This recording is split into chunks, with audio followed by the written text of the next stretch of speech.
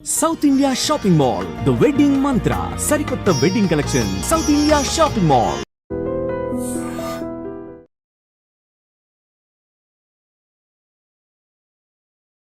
Welcome to iDream media. So youngsters లో heart attack ఈ మధ్యకాలంలో ఎక్కువగా చూస్తూ ఉన్నాము. 20 years ఆఫ్ ఏజ్ లో కూడా హార్ట్ అటాక్ వస్తుంది. ఇంకా కొన్ని కేసెస్లో ఏంటంటే చిన్నపిల్లల్లో కూడా వస్తుందని చెప్తున్నారు. సో దీనిలో నిజమెంత, యంగ్స్టర్స్లో రావడానికి కారణాలు ఏంటి, రాకుండా జాగ్రత్తలు, వచ్చాక ఎలాంటి ట్రీట్మెంట్స్ ఉన్నాయి, వివరాలు తెలుసుకుందాం. ఈరోజు మనతో పాటు ఉన్నారు ప్రముఖ interventional cardiologist doctor Hanumanth Reddy గారు. డాక్టర్ గారు నమస్తే అండి. నమస్తే. డాక్టర్ గారు, జనరల్గా ఏంటంటే యంగ్స్టర్స్లోనే మనం హార్ట్ అటాక్ చూస్తూ ఉన్నాము. అంటే ఒకప్పుడు హార్ట్ అటాక్ అంటే 60-70 ఏళ్లలో లేదా బాగా బీపీలు షుగర్లు ఇలాంటి ఉన్న వాళ్ళు చూసేవాళ్ళం. ఈ మధ్యకాలంలో చాలా ఆరోగ్యంగా హెల్తీగా ఉన్న వాళ్ళలో కూడా చూస్తూ ఉన్నాం. ఇవాళ మంచిగానే ఉంటారు, రేపటికల్లా హార్ట్ అటాక్ వచ్చిందని చెప్తూ ఉంటారు. ఇక కొన్ని కేసెస్లో అయితే చనిపోవడం కూడా చూస్తున్నాం. యంగ్స్టర్స్లో హార్ట్ అటాక్ అనేది అసలు ఎందుకు? నార్మల్గా మీరు అడిగిన క్వశ్చన్ కరెక్ట్ అమ్మా. యంగ్స్టర్స్లో హార్ట్ అటాక్ ఇంక్రీజ్ అయింది మన ఇండియన్ పేషెంట్స్లో. ఇంతకుముందు నేను ఇప్పుడు సింగపూర్లో వర్క్ చేసేటప్పుడు అక్కడ heart attack is mostly about elderly age, అంటే 60-70 years దాటిన తర్వాత. కానీ ఇప్పుడు నేను ఇండియాలో చేసే పేషెంట్స్లో most of them are around 40 to 60 years. మన ఇండియాలో మోస్ట్ కామన్ కాజెస్ యంగ్లో హార్ట్ అటాక్లో మోస్ట్ డయాబెటీస్, హైపర్ టెన్షన్, ఇంకా ఉండే smoking, heavy alcohol intake, sedentary, physical inactivity, obesity. కొంతమంది ఇప్పుడు మనం చూస్తున్నాం డ్రగ్ యూసేజ్, కోకేన్, దీంట్లో వల్ల కూడా వస్తుంది. మేజర్ మన ఇండియన్ సెటప్లో diabetics we are very prone. South Asian పాపులేషన్లో మనకు ఉండే జీన్స్లో మనం డయాబెటీస్ వేరే కంపేర్ టు అదర్ వరల్డ్తో ఉంటే మన ఇండియాలో ఎక్కువ. ఎప్పుడైతే డయాబెటీస్ ఎక్కువగా ఉంటుందో, యంగర్ ఏజ్లో వస్తుందో, హార్ట్ అటాక్ కూడా వీళ్ళ దాంట్లో ఇంక్రీజ్గా పడుతుంది. చాలామంది అంటారు, సార్ నేను మంచిగానే ఉన్నాను, నెక్స్ట్ డేనే వీళ్ళ అటాక్ వచ్చిపోయారని. మేజర్గా ఇలా ఉన్నప్పుడు వీళ్ళకి ఏదో ఒక సిమ్టమ్ అలా వచ్చి ఉంటుంది. 1 month 1 week ముందో ఏదో ఛాతీ నొప్పో ఏదో వీళ్ళు దాన్ని నెగ్లెక్ట్ చేసి ఉంటారు, అసిడిటీ అనో ఏదనో. సో దట్ ఈ కాజెస్ ఉన్నట్టు, రిస్క్ ఫ్యాక్టర్స్ ఉన్నట్టు అయితే కంపల్సరీ ఒకసారి చెకప్ చేసుకోవడం మంచిది. కానీ డాక్టర్ గారు, జిమ్ చేస్తూ నార్మల్గానే ఉన్న వాళ్ళు కూడా, హెల్తీగా ఉన్న వాళ్ళు కూడా ఒక్కొక్కసారి హార్ట్ అటాక్ వచ్చిందని, ఏదో డ్యాన్స్ చేస్తూ కూడా చనిపోతూ ఉన్నారు. అంటే అప్పటికి వాళ్ళలో ఏదో హెల్త్ ఇష్యూ ఉన్నట్లేనా, లేదంటే ఎట్లాగా? నార్మల్గా ఇతను రీసెంట్గా మీరు చూసారు, మీరు అన్న డ్యాన్స్ చేసిన నవరాత్రుల్లో చాలా మందికి హార్ట్ అటాక్లో చనిపోయారు. అంటే వాళ్ళు ఆ డ్యాన్స్ చేయడం అని కాదు, వాళ్ళు ఇన్ని రోజులు చాలా ఫిజికల్గా ఇన్యాక్టివ్గా ఉన్నారు.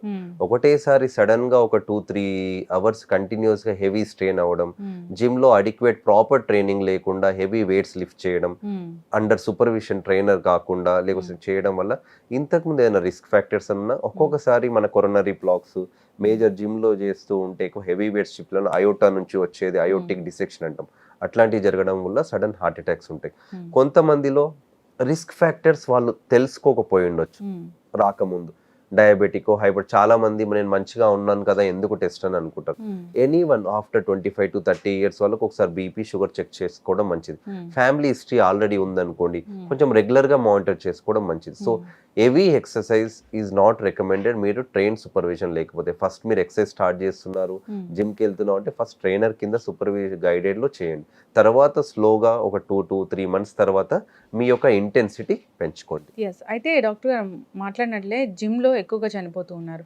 అయితే జిమ్లో ఏదైనా జాయిన్ అవ్వాలి, వర్కౌట్ స్టార్ట్ చేయాలనుకున్నప్పుడు డాక్టర్ దగ్గరికి వెళ్ళి కన్సల్ట్ చేసుకొని ఏదైనా టెస్టులు చేసుకొని వెళ్ళాల్సిన అవసరం అయితే ఉందంటారు. అలా జిమ్లోకి వెళ్ళిన వాళ్ళు అందరూ డాక్టర్ దగ్గరికి వెళ్ళి కన్సల్ట్ అవ్వాల్సిన అవసరం లేదమ్మా. నార్మల్గా తను మంచిగా నడవగలుగుతున్నారు, రన్ చేయగలుగుతున్నారు, ఛాతీ నొప్పి, ఆయాసం లేదు, వాళ్ళు ప్రాపర్ ట్రైనింగ్లో అడిక్వేట్. మేజర్గా జిమ్కి వెళ్ళినప్పుడు మన యూత్ ఏం చేస్తారంటే వెంటనే అక్కడికి వెళ్ళి వెంటనే ఒకటే రోజు బిల్డింగ్లో మన కండలు పెంచేయాలి, మజిల్స్ చేయాలని హెవీ వెయిట్స్ లేపుతుంటారు. హెవీ వెయిట్స్ సడన్గా లేపొద్దు.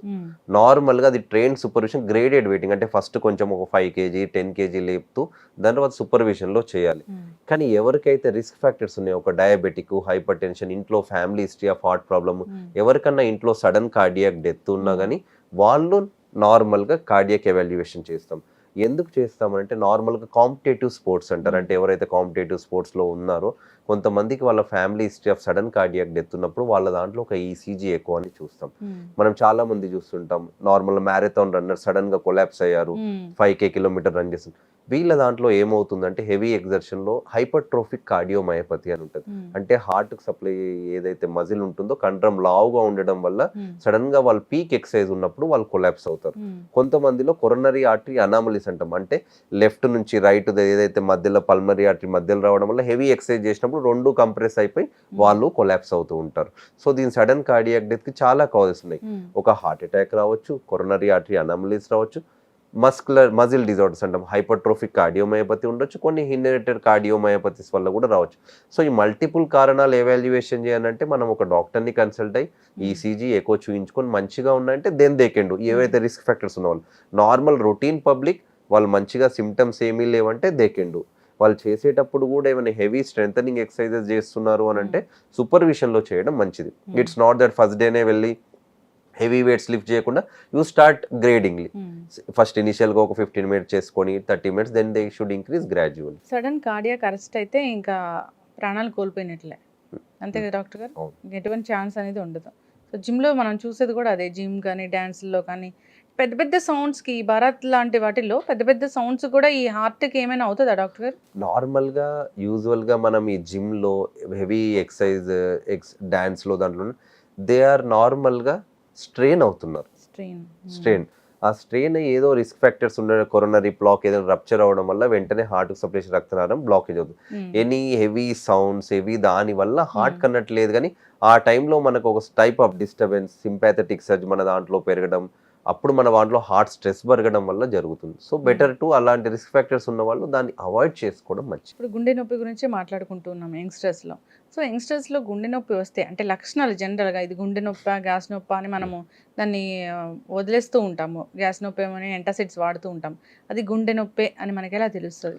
నార్మల్గా వెరీ గుడ్ అమ్మ. చాలా మందికి సార్ ఇది అసిడిటీయా, ఇది గుండె వల్ల అని చాలా మందికి డౌట్లు ఉంటుంది. నార్మల్గా చాలా మందికి mostly it can be acidity, కానీ కొంతమందికి 5-2% పేషెంట్స్లో అది హార్ట్ వల్ల కూడా ఉండొచ్చు. అట్లాంటి వాళ్ళని మనం మిస్ కావద్దు. అందుకే ఎవరికన్నా ఛాతిలో నొప్పి, భారంగా ఉండడము, ఎదలో ఏదో నార్మల్గా టైట్గా ఏదైనా వెయిట్ పెట్టినట్టు ఉండడము, ఆయాసం అవ్వడము, చెమటలు పట్టడము, ఇక్కడ దవడలు లాగడము, చెయ్యి లాగడము. కొంతమంది అనుకుంటారు ఓన్లీ ఎడమ వైపే అని కదా, కొంతమందికి రెండు వైపులో కూడా నొప్పిగా ఉంటుండొచ్చు. ఏదన్నా మీరు మంచిగా ఉన్నారు, ఒక అన్కంఫర్టబుల్ పెయిన్ మిమ్మల్ని వర్రీ చేస్తుందంటే better to consult a doctor. వాళ్ళని కన్సల్ట్ అయ్యి అవసరమైతే మేము ఈసీజీ తీస్తాము, హార్ట్ స్కాన్ ఎక్కువ చూస్తాం, హార్ట్ ఫంక్షన్ ఎలా ఉంది. కొంతమందిలో ఇవి నార్మల్గా ఉన్నా కానీ తెలుసుకొని ట్రాపోనిన్ అయ్యని హార్ట్ అటాక్ బ్లడ్ మార్కర్ చేస్తాం. ఇవి నెగిటివ్గా ఉన్నాయంటే దెన్ వీ విల్ సే నార్మల్గా ఇది కాదు అని. కొంతమందిలో సార్ నేను కొంచెం స్పైసీ ఫుడ్స్ తిన్నాను, ప్యాంట్ ఆఫ్ వేసుకున్నాను, తగ్గిందా అంటే ఇట్స్ ఓకే. కారు అయినా కానీ వేసుకున్నా తగ్గట్లేదు, ఇంకా అన్కంఫర్టబుల్ ఉందంటే always better to consult a doctor. Doctor గారు గుండె నొప్పి వచ్చింది, హాస్పిటల్కి వచ్చారు, సో ట్రీట్మెంట్ అంటే ఎలా ఉంటుంది? చాలా మందికి అప్పు ఉంటుంది, అరే నేను నొప్పి అని హాస్పిటల్కి వెళ్తే వీళ్ళకి ఏమవుతుంది, నన్ను అడ్మిట్ చేస్తారు, నార్మల్గా ఏదన్నా ఇంకేం చేస్తారు. ఇలా కాదండి. నార్మల్గా ఎవరన్నా పేషెంట్ హాస్పిటల్కి వచ్చినప్పుడు ఈసీజీ తీస్తాం. ఈసీజీ మంచిగా ఉంది, పేషెంట్ సిమ్టమ్స్ ఇవి ఓన్లీ అసిడిటీ రిలేటెడ్ అంటే వాళ్ళకి వర్రీ లేదు, వాళ్ళని డిశ్చార్జ్ చేస్తాం ఒక 3 to 4 hours అబ్జర్వేషన్ పెట్టుకొని. అదే ఒక పేషెంట్కి ఈసీజీలో చేంజెస్ ఉన్నాయి, ఎకోలో కొన్ని చేంజెస్ ఉన్నాయి, ట్రాపోనిన్ బ్లడ్ ప్రెషర్లో చేంజెస్ ఉన్నాయి అని అంటే అది హార్ట్ అటాక్. వాళ్ళని అడ్మిట్ చేసి ఫర్దర్ టెస్ట్. కొంతమందికి ఈసీజీ తీయగానే మేజర్ హార్ట్ అటాక్ అని అర్థమైపోతుంది. అప్పుడు వాళ్ళని వెంటనే క్యాత్ ల్యాబ్ తీసుకెళ్ళి హార్ట్కు సప్లై చేసే రక్తంలో ఎక్కడ బ్లాకేజ్ ఉన్నాయో చూసి దాన్ని స్టెంటింగ్ చేయన్నా, మందులు చేయన్నా, ఏది ఇతరులా ఏం చేయాలనేది చూస్తాం.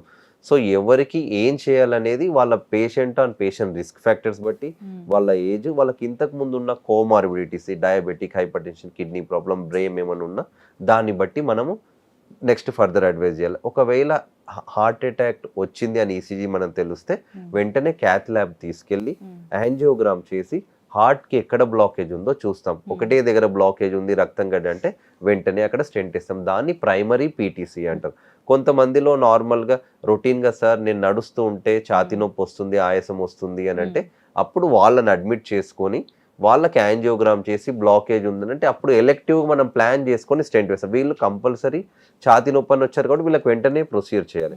ఎవరికైతే వెంటనే మనం హార్ట్ అటాక్ వచ్చినప్పుడు స్టెంటింగ్ వేస్తామో, ప్రైమరీ పీటీసీ ఒకవేళ టైట్ బ్లాకేజ్ ఉన్నప్పుడు వాళ్ళకి రిజల్ట్స్ లాంగ్ టర్మ్లో మంచిగా ఉంటుంది. ఒకసారి హార్ట్ ఫంక్షన్ వీక్ అయిపోయింది అనుకో, అందుకే టైమ్ ఈజ్ ద మజిల్ అంటాం. అంటే మనకు హార్ట్ అటాక్ వచ్చిన విత్ ఇన్ 120 మినిట్స్లో మనం వాళ్ళకి మంచి ట్రీట్మెంట్ ఇస్తే హార్ట్ ఎక్కడైతే బ్లాక్ అయిందో ఆర్టరీ అది బ్లాక్ అయింది ఓపెన్ అని చేస్తే వాళ్ళు మంచిగా రికవరీ అవుతారు. సో ఎవరు నెగ్లెక్ట్ చేయకుండా నొప్పి వచ్చినప్పుడు వెంటనే డాక్టర్ని కన్సల్ట్ అవ్వడం చాలా మంచిది. అయితే డాక్టర్ గారు, సో ఈ స్టెంట్ వేసుకుంటారు, తర్వాత జాగ్రత్తలు అంటే ఏంటి? వన్స్ ఒక వాల్వ్కి స్టంట్ వేస్తే ఇంకా మళ్ళీ రాకుండా ఉండే ఛాన్స్ అనేది ఉంటుందా? ఒకసారి హార్ట్ అటాక్ వచ్చేసి నార్మల్గా బ్లాకేజ్ అయినప్పుడు చూసి ఎక్కడైతే మనం బ్లాకేజ్ ఉందో దానికి స్టెంట్ వేస్తాం, depending on the patient coronary anatomy. కొంతమందికి ఒకటి వేస్తాం, కొంతమందికి ఒకటి రెండు, వాళ్ళది ఎక్కడ బ్లాకేజ్ ఉంది. కొంతమంది మరీ బ్లాకేజెస్ ఉంటే స్టెంట్ లేకపోతే అప్పుడు బైపాస్కి పంపిస్తాం. స్టెంట్ వేసిన తర్వాత బైపాస్ చేసిన వీరు లైఫ్ లాంగ్ నార్మల్గా రెగ్యులర్గా మెడికేషన్స్ తీసుకుంటూ ఉండాలి. ఎట్ ద సేమ్ టైం వీళ్ళకి రిస్క్ ఫ్యాక్టర్స్ డయాబెటిక్, షుగర్ అట్లాంటివి కంట్రోల్ చేసుకోవాలి, కొలెస్ట్రాల్ కంట్రోల్, స్మోకింగ్ అట్లాంటి ఆల్కహాల్ ఉంటే మానాలి. ఒక్కసారి స్టెంట్ వేస్తే ఇది లైఫ్ లాంగ్ మళ్ళీ బ్లాకేజ్ రాలేదని అలా ఉండదు. కొంతమందిలో లెస్ దెన్ 5 to 5%లో మళ్ళీ స్టెంట్ వేసిన దగ్గర కూడా బ్లాకేజ్ రావచ్చు, వేరే దగ్గర రావచ్చు, వాళ్ళ రిస్క్ ఫ్యాక్టర్స్ కంట్రోల్ లేకపోతే. సో వీళ్ళు life long they should be cautious, రెగ్యులర్గా చెకప్ చేస్తూ ఇవన్నీ రిస్క్ ఫ్యాక్టర్స్ కంట్రోల్గా పెట్టుకోవాలి. అయితే డాక్టర్ గారు, లైఫ్ స్టైల్ డిజార్డర్స్ ఏం లేవు, రిస్క్ ఫ్యాక్టర్స్ ఏం లేవు, స్టెంట్ మాత్రం వేయాల్సి వచ్చింది హార్ట్కి అన్నప్పుడు దీనికి సంబంధించిన టాబ్లెట్స్ అనేవి ఏమైనా ఉంటాయా? లైఫ్ లాంగ్ వాడాల్సింది నావి? నార్మల్గా కొంతమందిలో కోమార్బిడిటీస్ ఉన్నాయి. ఇప్పుడు నేను మొన్న రీసెంట్గా ఒకటి చేశాను. Is only 34 years, came with major heart attack. నార్మల్గా బీపీ లేదు, షుగర్ లేదు, ఏం లేదంటే అప్పుడప్పుడు ఏదైనా history of some smoking, occasional intake of an alcohol. ఏంది రెగ్యులర్గా when we went family history of CAD వాళ్ళ ఫాదర్లో బ్రదర్లలో ఉంది. సో దట్ కెన్ బికాస్ కొంతమందిలో అన్ని కాజెస్ థ్రాంబోఫిలిక్ డిజార్డర్స్ అంటాం, అంటే మన బాడీలో రక్తం గడ్డగట్టే శాతం ఎక్కువగా ఉండొచ్చు. కొంతమందిలో హైపర్ కొలెస్ట్రాల్ ఉంటుంది, బీపీ షుగర్ కాకుండా కొలెస్ట్రాల్ కూడా కొంచెం చాలా అధిక మోతాదంలో ఉంటుంది, వాళ్ళకు కూడా రావచ్చు. సో ఏ కారణాల వల్ల వచ్చినా స్టెంట్ వేసారంటే రెగ్యులర్గా వీళ్ళు నార్మల్ పేషెంట్తో కంపేర్ చేస్తే వీళ్ళు ఎప్పుడు హై రిస్కే. Compulsory life long cholesterol lowering, ఒక లో డోస్ ఆస్పిరిన్, రక్తపల్స మందులు, యాంటీప్లేట్లెట్స్ అవి వాడుతూ రెగ్యులర్గా వీళ్ళు ఈసీజీ ఎక్కువ మానిటర్ చేస్తూ డాక్టర్ పర్యవేక్షణ కంపల్సరీ ఉండాలి. ఈ మీ రక్తం పలచబడే మందులు అని అన్నారు. జనరల్గా కోవిడ్ వచ్చినప్పుడు చాలామంది రక్తం పలచబడే మందులు వాడుతూ ఉన్నారు. సో డాక్టర్ ప్రిస్క్రైబ్ చేయకుండా వాడడం అనేది ఎంతవరకు కరెక్ట్ అంటారు? నార్మల్గా వెరీ గుడ్. నార్మల్గా రక్తపల్స మందులు అనేది జనరల్గా చెప్పాలంటే 2 రకాలు. ఒకటి యాంటీప్లేట్లెట్స్ అంటాం, యాంటీకోయాగులెంట్స్ అంటాం. నార్మల్ మనం స్టెంట్ వేసిన తర్వాత ఆస్పిరిన్, క్లోబిడోగ్రిల్, కొత్తగా టికాగ్రిలాల్, ప్రాసగ్రిల్ వచ్చినాయి, ఇవన్నీ యాంటీప్లేట్లెట్స్.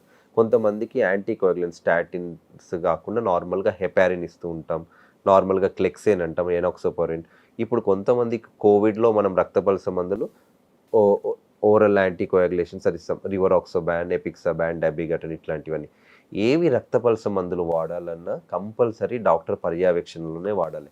ఎందుకనంటే నార్మల్గా ఈ రక్తపల్స మందుల వల్ల బ్లీడింగ్ ఇష్యూస్ ఉన్నాయి. కొంతమందికి పొట్టలో బ్లీడింగ్ అవ్వచ్చు, కొంతమందికి తలలో బ్లీడింగ్ అవుతే కోమాలకు వెళ్ళొచ్చు, కాలు చేతులు పడిపోవచ్చు. సో దాన్ని వాడేటప్పుడు కొన్ని మనము టైట్రేట్ చేస్తాం. ఒక లాసిట్రోము, వార్ఫరిన్ వాడేటప్పుడు పీటీఐ టైట్రేట్ చేసి వాళ్ళ పల్స ధనం ఎంతగా ఉందో దాన్ని బట్టి దాని మందులు వాడుతూ ఉండాలి. సో కంపల్సరీ డాక్టర్ రికమెండేషన్ లేకుండా రక్తపల్స మందులు అయితే అస్సలు వాడొద్దు. దాని యొక్క కాంప్లికేషన్ చాలా సివియర్గా ఉంటుంది.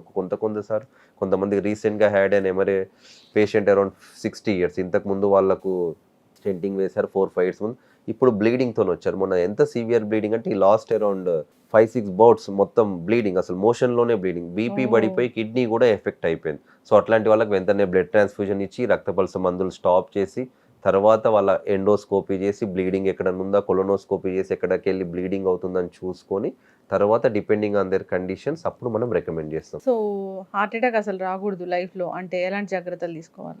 వెరీ గుడ్ అమ్మ. హార్ట్ అటాక్ అసలు లైఫ్లో రాకూడదు అంటే బేసికల్గా రిలాక్స్గా ఉండండి, enjoy your life and you do regular walking, life style modification, stress to avoid, most important smoking, alcohol better to cut it of, drugs జోలికి అస్సలు వెళ్ళొద్దు. ఇంకోటి డయాబెటిక్ హైపర్ టెన్షన్ అనేది మన ఇండియాలో ప్రివలెంట్ అయిపోయాయి. సో కంపల్సరీ 30-35 years దాటిన వాళ్ళకి ఫ్యామిలీ హిస్టరీలో ఉన్నా కానీ షుగర్ ఒకసారి బీపీ చెక్ చేసుకోండి. Major intake always do regular 1 hour daily compulsory మీ శరీరానికి వ్యాయామం పెట్టాల్సిందే. మనం ఎలా తింటున్నామో మన పొట్టకు, మన శరీరం కూడా లైఫ్ లాంగ్ మంచిగా ఉండాలంటే ఎక్సర్సైజ్ తప్పదు. ఆ exercise at least 50 minutes A day, at least 5 times a week. రెగ్యులర్గా అంటే ఎలాంటి టెస్టులు చేయించుకోవాల్సిన అవసరం ఉంటుంది? అంటే హార్ట్ అటాక్ వస్తుందో రాదో, లేదా వచ్చింది గుండె నొప్పి కాదు అని చాలామంది డౌట్ ఉంటుంది కదా. సో ఇలాంటి టెస్టులు అనేవి అవసరం ఉంటాయి. నార్మల్‌గా చాలా మందికి ఇది డౌట్ ఉంటుంది. అసలు ఏం టెస్టులు చేయాలి? హాస్పిటల్‌కి వెళ్తే ఎన్ని టెస్టులు చేస్తారని. అలా ఏం లేదు. నార్మల్‌గా 30-40 ఇయర్స్ దాటారు అనంటే కంపల్సరీ ఎవరన్నా ఒకసారి రొటీన్ టెస్ట్ అండి. నార్మల్‌గా చాలా ల్యాబ్స్‌లలో ఇప్పుడు మాస్టర్ చెకప్స్, బేసిక్ చెకప్స్ అని చేస్తుంటారు. చాలా తక్కువలో అవుతాయి. 3,000-5,000లో. నార్మల్‌గా వాళ్ళకి చేయాల్సింది CBP blood test just to see the females అయితే వాళ్ళకి మెన్స్ట్రల్ బ్లీడింగ్ ఉంటది. హిమోగ్లోబిన్ చెక్ చేసుకోవాలి. క్రియాటినిన్ కిడ్నీ ఫంక్షన్ చేసుకోవాలి. ఆల్కహాలిక్స్ ఎవరైనా ఉన్నారంటే లివర్ ఫంక్షన్ టెస్ట్ చేస్తాం. ఇంకా ఈసీజీ, ఇంకోటి హార్ట్ ఫంక్షన్ చూడడానికి ఎకో. ఇవన్నీ ఈచ్ పేషెంట్ కండిషన్ బట్టి. ఆయాసం వస్తుంది ఎకో, ఇంకా నాకు ఛాతీ నొప్పి ఆయాసం నడిచే వాళ్ళు వస్తుంది. ఒక యంగ్ పేషెంట్ ఉన్నారనుకోండి థ్రెడ్మిల్ టెస్ట్ చేస్తాం కొంతమందికి. ఇవైతే బేసిక్ టెస్ట్. కొంతమంది కొలెస్ట్రాల్ టెస్ట్, కొంతమందికి థైరాయిడ్ సిమ్టమ్స్ అలా ఉంటే థైరాయిడ్ టెస్ట్. ఇవన్నీ కలిపి కూడా ప్యాకేజ్ లాగా చేస్తున్నారు. కొన్ని diagnostic that is also good, తక్కువలో అయిపోతుంది. ఇంకోటి ఏదో బ్లడ్ టెస్ట్ అని చెప్పారు డాక్టర్ గారు ఇంతకు ముందు. నార్మల్ గా ట్రోపోనిన్ ఐ అనేది బ్లడ్ టెస్ట్. ఎవరికైతే ఛాతీలో నొప్పి ఉంటుందో, అటాక్ లాగా సిమ్టమ్స్ ఉన్నాయో, ఈసీజీలో చేంజెస్ ఉన్నప్పుడు ఇది ఇంకా నిర్ధారించుకోవడానికి ట్రోపోనిన్ ఐ అనేది బ్లడ్ టెస్ట్ చేస్తాం. ఇది అందరికీ యూజువల్ గా చేయం. సిమ్టమ్స్ ఉన్నప్పుడు ఇంకా నిర్ధారించుకోవడానికి మాత్రమే ట్రోపోనిన్ ఐ అనే బ్లడ్ టెస్ట్ చేస్తాం. ఖచ్చితంగా డాక్టర్ గారు అందరూ కూడా జాగ్రత్తలు తీసుకోవాలని కోరుకుందాం. మీరు అన్నట్లుగా హెల్తీ లైఫ్ స్టైల్ మెయింటైన్ చేయాలని కోరుకుందాం. స్ట్రెస్ లేకుండా ఉంటే అదే మంచిది. సో ఈ జనరల్గా మాస్టర్ హెల్త్ చెకప్స్ ఇలాంటివన్నీ చెప్తూ ఉంటారు డాక్టర్స్ కూడా. వాటిని చేయించుకుంటే మంచిది. మనకి ఆరోగ్యం ఎలా ఉందని మనకు తెలిసిపోతుంది. ముందు ముందు కూడా మనం డిటెక్ట్ చేసుకోగలుగుతాం. చక్కటి ఇన్ఫర్మేషన్ అండి. ధన్యవాదాలు. Thank you.